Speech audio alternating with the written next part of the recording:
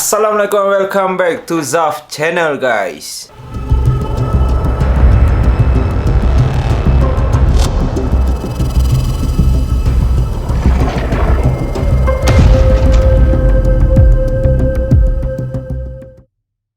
Assalamualaikum and welcome back to Malam Puaka. Aku nak ucapkan terima kasih banyak-banyak kepada korang semua yang sudi support dan singgah dekat Zaf channel. Dan kepada yang baru subscribe, aku nak ucapkan terima kasih dan selamat datang guys.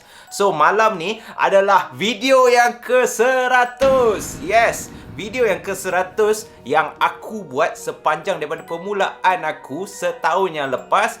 Ini video yang ke-100 guys. Alhamdulillah, pertama sekali aku nak ucapkan syukur sangat-sangat kerana dengan rezeki, dengan sokongan dan juga doa korang semua, aku berjaya juga buat video sampai ke tahap ni guys, yang ke-100. Kalau korang fikir balik, setiap video aku contoh 5 minit macam tu, pisang kan nak sampai ke tahap ni. Tetapi sebabkan semangat dan sokongan korang yang korang bagikan kepada aku, alhamdulillah, pelbagai watak dah aku main, sampai kan ada satu watak ni lebih famous daripada aku. Korang ajar tu. Aku tak expect lah. Tetapi tak apa, selagi korang terhibur, aku pun happy. So untuk video yang ke-100 ni, aku ingin berkongsi pengalaman aku sendiri. Aku nak berkongsi dengan korang pengalaman yang agak banyak juga pengajaran yang kita boleh dapat tau. Dan ini adalah pengalaman peribadi aku. Aku kadang tu ada setengah cerita yang aku malas nak berkongsi, tetapi bila aku fikir balik, kemungkinan besar ini boleh membantu daripada segi iktibar dia. So sebelum aku mulakan, aku just nak remind lagi sekali kepada yang tak tahu kan, mesti ada yang baru datang ke channel ni.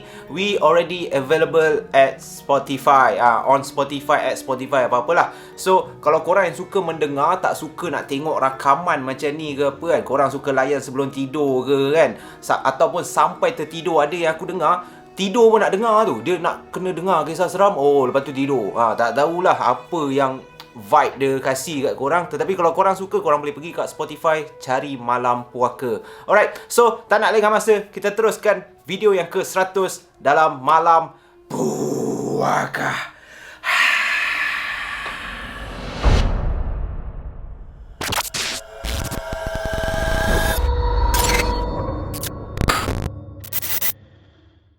Dalam setiap kehidupan kita semua, aku boleh cakap fair untuk aku cakap yang kita ada ups and down, turun dan naik. Tak kisahlah daripada sisi mana pun, daripada sisi pekerjaan ke, daripada sisi kehidupan kita sendiri, kita ada sisi gelap dan sisi baik kita. Kita pernah berbuat baik dan kita pernah berbuat jahat. Manusia tak lari daripada melakukan dosa.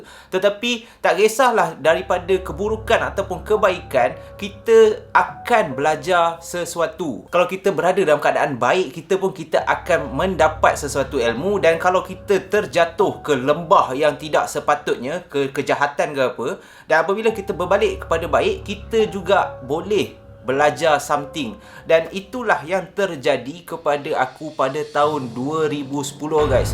2010 ni, aku masih lagi salah seorang pelajar di salah sebuah kolej dekat area Petaling Jaya ni. Aku tak nak sebutkan kolej mana kan. Aku tak nakkan nanti korang judge pula, budak-budak kolej ni memang jahat-jahat lah semua. Tetapi zaman ni, aku boleh cakap bukanlah zaman kejatuhan, tetapi zaman yang aku tak ada lah nak bangga sangat. Sebab apa? Sebab pada zaman ni, aku suka, yalah biasalah remaja kan, duduk pula dekat area Kuala Lumpur, kita suka berfoya-foya. Kita suka, pergi sana, enjoy, pergi sini, enjoy.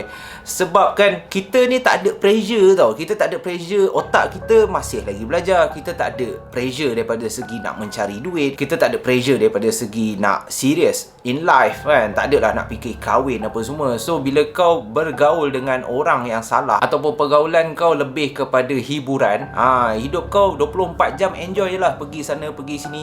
So aku selalunya setiap malam, kalau dulu walaupun aku belajar college, tetapi aku harap korang jangan ikutlah perangai macam ni. Sebab kan aku tak tahu nak tidur. Kadang-kadang balik rumah, aku buat rumah tu macam hotel je, pukul 3-4 pagi baru balik apa semua. Tetapi alhamdulillah, aku tak adalah terjebak teruk ke lembah yang tak boleh nak return back lah. Contohnya aku boleh cakap, bukanlah betul. Tetapi bukanlah aku ambil dadah ke aku buat benda-benda yang tak senonoh ke apa. Aku tak sampai ke tahap tu. Cumanya teruknya aku ni, aku suka pergi clubbing. Kepada yang mana tahu clubbing tu apa, boleh explain dekat yang tak tahu. Korang explain lah sesama sendiri kan. Pada satu hari ni, aku bersama kawan aku, 2 orang, okey. Kawan aku ni nama dia Zain. Jadi kita orang decide untuk lepak dekat area Kuala Lumpur. Tetapi sebabkan rutin selalu lepak ataupun keluar malam, lama-lama idea tu tak ada juga tau. Kita orang tak tahu nak lepak dekat mana, kita orang tak tahu aktiviti apa nak buat. Dan malam tu pula kita orang tak ada plan nak pergi clubbing ke apa. Sebab kan selalunya kalau pergi clubbing, dia takkan berdua, dia akan 5-6 orang barulah seronok sikit kan, untuk kau enjoy kan, dengar muzik ke ataupun menari ke apa semua kan.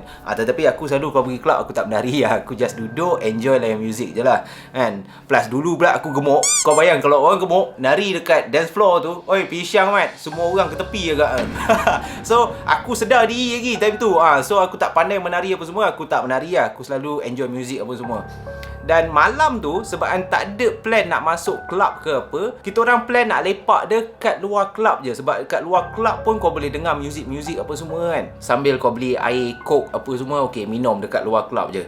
Dan club ataupun tempat yang paling famous, aku boleh cakap Jalan P. Ramlee lah, berdekatan dekat KLCC tu. So sesiapa yang duduk dekat area Kuala Lumpur, korang tahu dah, kalau dulunya situ memang havoc. Havoc daripada segi apa? Kalau korang nak pergi menghala ke KLCC, korang lalu sahaja sepanjang-panjang Jalan P. Ramlee tu memang penuh club. Okey, dan club-club dia adalah beach club, Thai club, apa semualah, name it lah. Kan, korang nak club macam ni macam mana? Macam pantai punya team ke, macam laut punya team ke, macam yang tahap tak senonoh punya team, semua ada. Dia ikut tema-tema dia yang tersendiri. Jadi aku dan Zain pada malam tu, kita orang lepak dekat luar club. Okey, lepak kat luar club, duduk macam tu sambil berborak-borak lah. Dan dekat situ pula ada seorang abang, aku tak nak panggil dia pakcik sebab time tu umur kita orang baru 20-an. Abang ni aku rasa 30-an ataupun 40-an macam tu lah. Dia, tugas dia adalah dekat situ dia menjaga parking. Okey, dia abang yang jaga parking. Jadi apabila aku dan Zain dah lepak dekat luar club tu, duduk-duduk, jadi abang club ni, aku tak ingat nama dia, tapi aku panggil dia Lan lah, Abang Lan lah contohnya. Dia tiba-tiba approach kita orang. Dia datang dekat kita orang dan dia memulakan perbualan. Dia tanyalah kita orang buat apa kat sini kan. Korang ni daripada mana, apa semua. Apa hal duduk je dekat tempat parking ni kan, apa tak pergi masuk. So aku dan Zain ni explain lah kat abang tu, yang cakap malam ni memang kita orang tak ada plan, kita orang tak ada aktiviti apa nak buat apa semua. So sebabkan kita orang tak nak balik rumah, kita orang pun lepak je lah, duduk saja-saja kan. Tengok orang keluar masuk club apa semua kan. Cuci mata orang cakap. Pada zaman tu pula engkau gatal, kau tak boleh nak fikir akal punya kan. Pantang tengok awet je. Pantang tengok awet ni. Oi Zain. Baik. Macam tu kan. Standard lah. Remaja okey. Korang kena fikir ni time kita orang remaja. Makin lama kita orang dah makin agak selesa lah dengan Abang Lan. Dan Abang Lan pun agak selesa dengan kita orang kak. Kita orang berborak kan. Tanya Abang Lan dah berapa lama kerja jaga parking apa semua. Dan dia ceritalah bermacam-macam orang dah dia jumpa. Ada yang keluar kelab mabuk, ada yang keluar kelab bergaduh, muntah sana sini apa semua kan. So dia a bit interesting. Tetapi dalam sepanjang kita orang berborak tu, lama guys, dalam sejam macam tu tau. Berborak. Jadi Abang Lan ni tiba-tiba dia point dekat salah satu kelab dekat hujung tau. Okey, kelab tu dia berderet macam tu, tetapi kelab ni yang paling hujung tau. So dekat kelab paling hujung ni, tiba-tiba Abang Lan cakap, korang nak ni tak? Nak something yang menarik tak? Malam ni ada. Budak tu ada. Dia cakap budak. So aku dengan member aku Zain ni mula tertarik tau. Apa benda kan yang Abang Lan nak cerita kan. Jadi Abang Lan tunjuk dekat club tu. Okey, contoh club tu beach club lah. Beach club yang paling hujung Lepas tu dia cakap, cuba kau tengok kat beach club tu. Okey, so aku dan member aku ni pun tengok dekat beach club tu. Okey, ada apa kan, tak nampak apa. So Abang Zain pula, Abang Lan cakap, okey, kau tengok, nampak tak tu budak yang duduk dekat luar club tu. Tiba-tiba kita orang nampak ada seorang budak wajah dia putih, bersih. Aku boleh cakap bersih. Okey, bersih tu maksud dia tengok daripada jauh pun aku dah boleh agak yang dia bawah lagi daripada aku. Umur dia bawah lagi daripada kita orang semua. So aku tengok, aku dekat Abang Lan, nampak? Member aku pun cakap, nampak bang? Kenapa bang budak tu? Okey, kau tengok budak tu Kau percaya cakap aku, dia setiap malam mesti ada duduk kat luar tu. So bila Abang Lan cakap setiap malam duduk dekat luar kelab, aku dengan Zain ni dah mula pelik. Okey, kenapa budak ni setiap malam duduk kat luar kelab? Aku tak heran kalau Abang Lan cakap budak tu setiap malam masuk kelab ataupun pergi kelab. Okey, tak heran lah. Maybe budak tu gila ke apa kan. Memang nak enjoy 24 jam ke apa. Tetapi Abang Lan cakap dia just duduk kat luar kelab je. Dia tak masuk kelab. So aku tanya Abang Lan, kenapa Abang Lan? Dia siapa kan? So Abang Lan cakap, kau nak tak? Kalau kau nak interview dia, aku boleh panggil dia. Tapi time tu aku memang tak lah kan. Aku takut lah. Aku cakap, tak payah Abang Lan, tak apa Abang Lan kan. Okey, lepas tu Abang Lan cerita, tak, dia tu daripada Tut. Okey, aku tak nak sebut negeri mana. Aku tak nak sebut negeri mana sebab aku tak nak ada judgemental. Aku tak nak ada orang yang fikirkan, puak-puak daripada negeri ni mesti jahat-jahat apa semua. Aku tak nak macam tu. Aku tak suka. Okey, setiap kejahatan yang kita buat itu datang daripada diri kita sendiri. Okey, bukannya sebabkan pergaulan, bukannya sebabkan negeri tu yang membuatkan kita jahat. No, aku tak nak pemikiran macam tu. So Abang Lan cakap budak tu daripada tu sebuah negeri ni. Dia datang dekat sini, dia seorang je datang ni. Bila Abang Lan cakap macam tu, hati aku mula tertarik. Mula tertarik, saya cakap, Abang Lan, saya nak tahu juga dia buat apa kan. Sebab malam tu Abang Lan tak nak cerita tau. So aku pun macam, boleh Abang Lan panggil dia kan. So Abang Lan pun cakap, korang tunggu sini. Dan kebetulan, malam tu aku bawa kereta family aku, Estima kereta yang besar lah, macam Alphard macam tu kan. Tetapi Estima dulu tak ada lah sebesar Alphard, tetapi selesa lah kan. Plus kau naik kereta family kan, memang sedap naik berdua pula. So orang tengok, wah macam kaya kan. Padahal belajar college je kan, kereta pun mak bapak punya. So sebab aku bawa kereta besar, jadi Abang Lan pun pergi dekat beach club tu. Borak-borak dengan budak tu. Aku dan Zain pandang je lah. Pandang daripada jauh macam, apa kes ya? Kita orang dah terfikir tau. Apa kes sebenarnya? Apa hal yang Abang Lan ni betul-betul tertarik nak kita orang tahu apa kes budak ni kan. Dan Abang Lan datang dengan budak ni tadi daripada beach club tu. Abang Lan bawa budak ni datang kat kita orang. Dan Abang Lan tanya kita orang, kita orang dah nak balik ke kan? Tanya aku yang member aku dah nak balik ke apa semua. Aku tengok jam, dah pukul 3 lebih macam tu kan. Lepas tu aku cakap kat Abang Lan, tak ada lah, boleh lah. Kalau nak lepak kejap boleh lah. Tetapi Abang Lan tak nak lepak kat situ. Abang Lan cakap, macam ni, Kampung Baru pun dah dekat, boleh tak korang datang naik kereta ke? Aku cakap, saya bawa kereta bang. So Abang Lan cakap, boleh tak naik kereta kau, jom kita pergi lepak kat minum mana-mana lah kat area Kampung Baru tu kan. Tetapi pada masa tu, sebabkan aku pertama kali jumpa Abang Lan ni, tak adalah rapat sangat apa semua kan, berborak-berborak. Adalah perasaan takut. Takut sebab apa? Takutlah kan tidak rompak kereta mak aku ke apa kan. Tetapi sebab aku berborak dengan member aku, si Zain ni pula dia memang budak silat. So dia cakap, tak ada hal kot kan, okey kot. Sebab Abang Lan ni pun nampak okey apa semua kan. Jadi kita orang pun okey lah, aku pun setujulah. Aku cakap, boleh lah Abang Lan, tapi tak boleh lama lah. Kita pergi minum, lepas tu saya nak gerak lah. Sebab aku tak nak balik lambat sangat. Sebab time tu pun dah pukul 3 lebih apa semua kan. Dan naik kereta Estima mak aku, kita orang pun pergilah minum dekat salah satu gerai lah, ataupun kedai makan dekat area Kampung Baru tu. So apabila dah duduk apa semua, aku dengan member aku ni, si Zain ni masih tertanya-tanya lagi. Kita orang excited ni nak tahu apa yang Abang Lan beria nak kita orang tahu pasal budak ni kan. Dan itulah yang aku nak kongsikan dengan korang. Apa sebenarnya budak ni, siapa sebenarnya pada malam tu guys. Sebaik saja sampai kat salah satu kedai minum dekat area Kampung Baru tu, kita orang pun duduk, order air apa semua. Dan kebetulan si Abang Lan ni pun suruhlah budak ni introduce nama dia apa semua kan. So aku panggil dia Fikri lah. Nama dia Fikri. Dia cakap dia Fikri, dia daripada sebuah negeri ni apa semua. Tetapi daripada segi dialek dia, daripada segi lenggok cara dia cakap, kebetulan member aku si Zain ni dapatlah tangkap. Dan aku pun dapat tangkap. Budak si Fikri ni sama negeri dengan member aku si Zain ni. So si Zain ni tanyalah budak ni, engkau daripada negeri tek-tek-tek ni? Budak ni pun, ya bang. Alah, sama lah. So si Zain ni lagi selesa tau untuk berborak. And Fikri ni pun lagi selesa lah sebab dia orang satu negeri kan.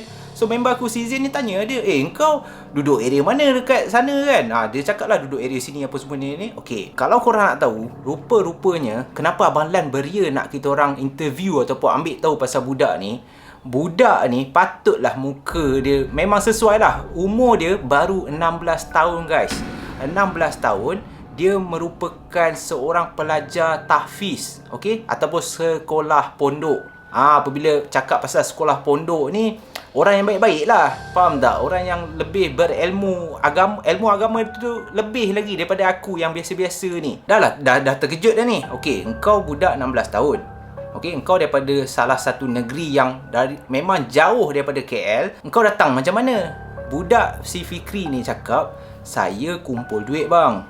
Kumpul duit kan, duit daripada mak bapak, yang mak bapak dia kasih dia kumpul dan dia kira agak-agak cukup. Duit yang dia kumpul ni cukup untuk dia survive selama seminggu, ataupun dia boleh sewa hotel dan dia boleh stay kat KL ni selama seminggu, baru dia gerak. Dan aku tanya dia, kau gerak ni macam mana? Kau curi-curi ke apa? Dia cakap dia curi-curi keluar. Okey, dia curi-curi keluar. Dah beberapa kali dah kantoi dengan mak bapak dia, tetapi mak bapak dia tak boleh nak buat apa. Dia cakap, sebab ini keinginan dia. Aku tanya dia, kau buat apa datang KL ni kan? Dengan umur kau 16 tahun apa semua kan? Kau sanggup pula sewa hotel apa semua. Dia ni ada satu masalah. Masalah apa? Dia ketagih. Dia ketagih. Tetapi ini yang pelik guys. Dia bukan ketagih perempuan. Dia ketagih. Kecenderungan dia tu, ketagihan dia tu lebih kepada pondan. Allahu Akbar. Aku yang dengar pada malam tu terkejut. Abang Lan ni seakan-akan dah tahu dah. Sebab apa? Sebab rupanya Abang Lan cakap bukan pertama kali. Selang 2-3 bulan akan nampak budak ni datang. So Abang Lan dah tahu dah, ni mesti dia datang daripada naik bas daripada negeri ni datang. So budak 16 tahun ni sanggup naik bas, sanggup tipu mak bapak, sanggup kumpul duit. Dan sepanjang kat KL aku tanya dia, apa lagi yang kau buat kat KL? Kan, kau buat apa lagi? Takkanlah asyik layan kelab je. Dia cakap itu je guys. Pukul 12 malam dia akan keluar daripada hotel dia, dia akan pergi dekat beach club ni untuk layan pondan-pondan ni. Kadang bawa pondan ni balik hotel ke apa. Itu je rutin dia. So kalau dia stay seminggu tu every day dia akan buat macam tu guys. So selepas dah berborak apa semua, aku dah tak boleh nak, brain dah, otak aku dah jam dah. Okay, sekejap kan aku bagi tahu korang kenapa aku jam. Lepas dah borak apa semua, Abang Lan decide, okay jom. Okay, sebelum kita pergi balik kat beach club, Abang Lan cakap, kita hantar budak ni dulu. Okay, tanya budak ni, kau duduk hotel mana? Dia cakap dia duduk Chorus Hotel. Okay jom. Chorus Hotel daripada Jalan P. Ramlee ni, tempat yang dia duduk tu, kalau jalan kaki dalam 20 minit macam tu lah. Agak jauh juga lah. So hantar dia balik Chorus Hotel, tempat budak ni stay. Abang Lan cakap kat dia, dah kau pergi naik, tak payah dah. Okay, kau dah tak payah nak lepak dah malam ni, kau pergi naik. So kita orang pun tengok lah. Aku nampak ni budak ni masuk dalam lobi, okay, berjalan naik apa semua. So aku gerak balik. Aku, Abang Lan dan member aku naik kereta aku, okay, gerak balik, park balik kat tempat mana yang kita orang lepak tadi lah, dekat Jalan P. Ramlee tu. Okay, dah park situ. Dan apabila duduk macam tu, Abang Lan lagi sekali tegur kita orang, dah nak balik je. Aku decide dah nak balik je. Aku kata, kita orang nak gerak terus abang. Boleh tak tunggu 10 minit lagi? 10 minit je, 10-15 minit macam tu. Aku pun berat hati lah time tu, sebab dah nak pukul 4 macam tu kan. Aku tak nak lambat sangat, plus aku guna kereta mak aku apa semua kan. So Abang Lan kata, tunggu kejap ke? Okey lah, tunggu. Tapi time tu aku tak tahu lagi apa hal yang Abang Lan ni suruh kita orang tunggu kan. Dan apabila tunggu, borak-borak dengan Abang Lan ni, tiba-tiba Abang Lan cuit. Weh, cuba kau tengok. Lagi sekali Abang Lan tunjuk ke arah beach club tadi. Dan apabila kita orang pusing untuk tengok apa yang Abang Lan cuba tunjuk ni kali ni kan, pusing-pusing, budak Fikri ni tadi yang kita orang baru je hantar dia balik hotel, dia dah ada depan beach club tu guys. Dia tengah berborak dengan pondan-pondan. Adalah 3-4 orang pondan kat depan tu tengah berborak. So bermaksud Abang Lan dah tahu dah, kalau kita orang hantar dia balik hotel, budak ni sanggup menapak jalan kaki lebih 20 minit macam tu untuk datang balik kat beach club tu. Korang bayang, dia tak boleh kontrol dia punya nafsu tu. Okay, so selepas macam tu dah terkejut ni, aku dah macam, Astaghfirullahalazim, serius lah. Aku dah hantar kau balik hotel, kau sanggup menapak balik pergi depan club ni semata-mata layan pondan apa semua. Dan habis. Okay, dan aku minta diri, aku cakap Abang Lan, okey lah Abang Lan. So on the way balik tu, aku dan Zain terdiam lah. Sambil tu adalah berborak 2-3 kali kan. Okay, kenapa aku nak buka cerita ni dengan korang bukannya aku nak buka aib aku ke ataupun aib budak tu ke apa. Segala nama yang aku gunakan bukan nama sebenar. tetapi dia lebih kepada pengajaran yang diberikan ataupun yang aku dapat pada malam tu tau. Sebab apa? Sebab dulu aku ada pemikiran bahawa kejahatan ni dia akan berpunca daripada orang yang daripada jahat-jahat. Okey, contohnya macam akulah. Macam aku time muda, aku bukanlah baik sangat. Aku bukanlah seorang yang orang cakap beragama tu, orang cakap bukan patuh agama sangat. Engkau kadang buat benda yang agama tak suruh kau buat macam tu kan. Engkau normal lah, budak remaja punya perbuatan kan. Engkau pergi club lah, engkau pergi usyawek apa semua kan. Tetapi apabila budak si Fikri ni, dia adalah seorang budak madrasah, dia adalah seorang budak yang sekolah pondok tetapi terjebak ataupun hanyut ke lembah yang tak sepatutnya, contohnya macam Langgar Pondan apa semua ni kan. Dia membuka mata aku tau. Membuka mata tu daripada segi, sebab kalau seperti yang korang tahu, aku dulu senang nampak makhluk-makhluk halus ni. Aku senang nampak hantu apa semua ni. Dan memang takut, okey? Ada orang cakap, engkau ni tak perlu takut lah kadang kan. Ada orang cakap, alah nampak Pontianak tak perlu takut lah. Nampak hantu apa semua, engkau ni kena yakin, kita perlu takut hanya kepada Tuhan je. Biasa dengar ayat tu. Okey, tapi apa yang aku boleh jujur, betul, bukan yang kita tak takut kepada Tuhan. Betul, tetapi aku yang banyak kali nampak ni pun, setiap kali nampak, dia macam first time experience balik tau. Still takut sebab benda tu bukanlah sesuatu yang normal. Okey, Pontianak tu bukanlah sesuatu yang kalau kau jumpa 3-4 kali, bukannya macam member yang kali kelima tu kau dah boleh hello, lepak seorang ke? Tak ada, dia bukan macam tu. Dia still takut. Cumanya keyakinan kita tu setiap kali ternampak ni, kita akan berselawat, kita akan baca ayat-ayat suci Al-Quran, kita akan berzikir, kita akan minta perlindungan daripada Allah. Dan itu tidak menyebabkan kita ni kononnya tak betul dah kau ni kan. Kita mesti yakin yang Allah akan lindungi kita. Sebab itulah kita berdoa supaya, contoh aku nampak hantu tu, supaya hantu tu tidak mengganggu aku, supaya hantu tu tidak memesongkan aku. Tetapi benda yang paling menyeramkan bagi aku bukanlah sesuatu benda yang kita nampak. Itu pun menyeramkan. Benda yang kita tak nampak, dan benda ni sering kali bisik kita untuk membuat kejahatan. Membuat kejahatan tu apa? Mencuri, berjudi, menipu orang kan, gosip apa semualah, mulut-mulut jahat apa semua kan, kutuk orang lah, pesongkan orang lah, flat earth lah apa tak kisahlah apa semua. Dia mengganggu pemikiran kau, dia mengganggu iman kau. Dan itulah syaitan ataupun iblis yang seringkali dia tak munculkan diri dia, tetapi dialah yang membisikkan. Setiap kali kita solat, kita tak khusyuk, dialah setiap kali solat, Zaf, next content apa? Zaf, rakamlah, tunjuk kat peminat. Dia yang akan, otak kita ni, dia akan ganggu. So kita solat tak khusyuk.